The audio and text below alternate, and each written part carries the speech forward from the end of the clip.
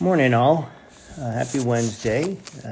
More on the MacArthur New Testament commentary in Philippians, chapter 2, verse 8. Again, just a one-liner today. By becoming obedient to the point of death. This is the verse where the author talks about Jesus humbling himself and becoming obedient to the point of death. MacArthur writes, in his stepping downward, Jesus was willing to suffer humiliation and degradation, even to becoming obedient to the point of death.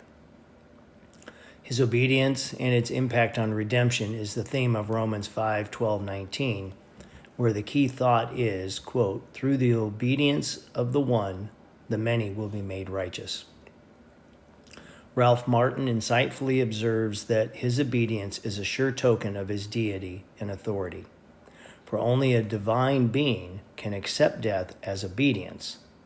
For ordinary men, it is a necessity.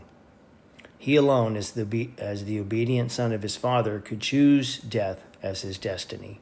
And he did so because of his love, a love which was directed both to his Father's redeeming purpose and equally to the world in which he came. Quote, I come to do thy will, quote, was the motto text of his entire life. One would think that somewhere short of that ultimate sacrifice, he would have said, it is enough. But his perfect submission took him all the way to death, because that was the Father's will. Even in agony, as he implored God in the garden, my Father, if it is possible, let this cup pass from me. He acknowledged that avoiding crucifixion was not possible within his Father's will, as he continued to pray, quote, yet not as I will, but as you will. Commitment to God's will was his will.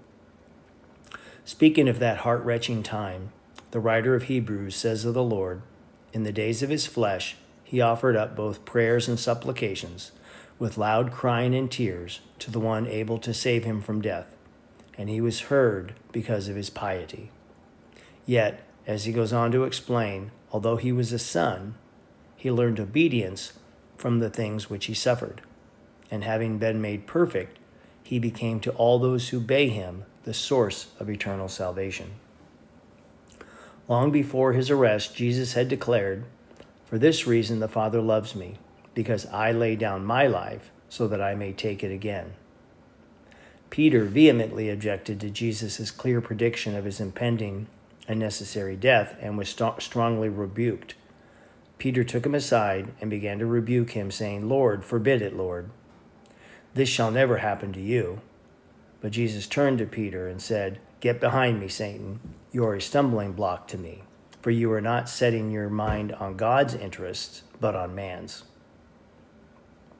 Because Jesus' mind was set entirely on God's interest, not man's or his own, he willingly and gladly became obedient to the point of death.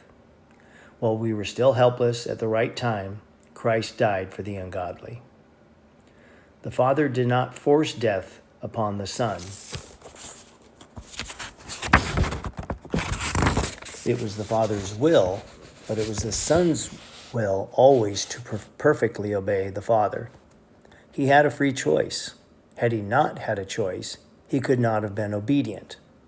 No one has taken my life away from me, Jesus said, but I lay it down on my own initiative. I have authority to lay it down, and I have authority to take it up again. This commandment I received from my Father. He was commanded by the Father, but not compelled. As love incarnate, he became the perfect example of the truth he himself had declared by saying, greater love has no one than this, that one lay down his life for his friends. Happy Wednesday. Let me know what you think.